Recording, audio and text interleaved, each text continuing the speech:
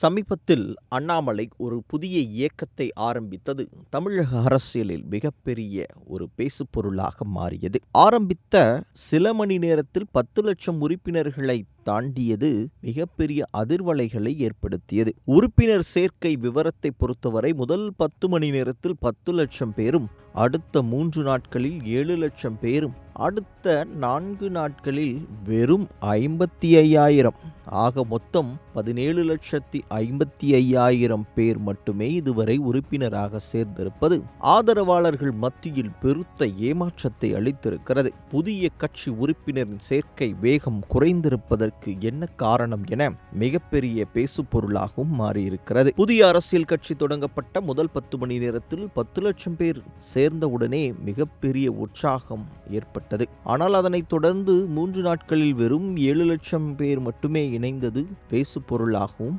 அதற்கு பின்னர் வெறும் 4 நாட்களில் 55,000 உறுப்பினர்கள் மட்டுமே சேர்ந்திருப்பது தகவல் அண்ணாமலைக்கும் பெரும் அதிர்ச்சியை ஏற்படுத்தியிருக்கிறது.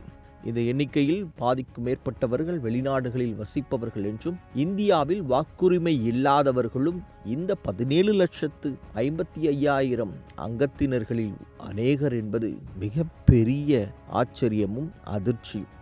இந்நிலையில் இதுவரை 2024 மக்களவைத் தேர்தலில் அண்ணாமலையின் தலைமையில்தான் தமிழக பாஜக 11% வாக்குகளை பெற்று சுமார் 48 லட்சம் வாக்குகளை பெற்றது ஒரு பெரிய சரித்திர சாதனையாக அவர்களின் மத்தியில் பார்க்கப்பட்டது. தற்போதைய உறுப்பினர் சேர்க்கை எண்ணிக்கையால் மன உளைச்சலில் அண்ணாமலை இருப்பதாகவும் அரசியல் வட்டாரங்களில் பேசு பொருளாக இருக்கிறது. தற்போது 17,55,000 பேர் மட்டுமே சேர்ந்திருப்பது மிகப்பெரிய அதிர்ச்சி. ஏனென்றால் ஆதரவாளர்கள் ஏற்கனவே எதிர்பார்த்தது என்ன என்ற கணக்கும் வெளியிடப்பட்டுள்ளது. தமிழ்நாட்டை பொறுத்தவரை சுமார் 45 லட்சம் பேர் இணைவார்கள் என்றும், கர்நாடகாவில் பொறுத்தவரை 40 லட்சம் பேரும், வெளிநாட்டிலிருந்து 20 லட்சம் பேரும், ஆக மொத்தம் 1,05,00,000 பேர் அண்ணாமலையின் டார்கெட். ஆனால் அதை அச்சீவ் பண்ணதோ வெறும் 17,55 லட்சம் பேர் மட்டுமே இணைந்திருப்பது அண்ணாமலைக்கு மட்டுமல்ல, அண்ணாமலை ஆதரவாளர்களுக்கும்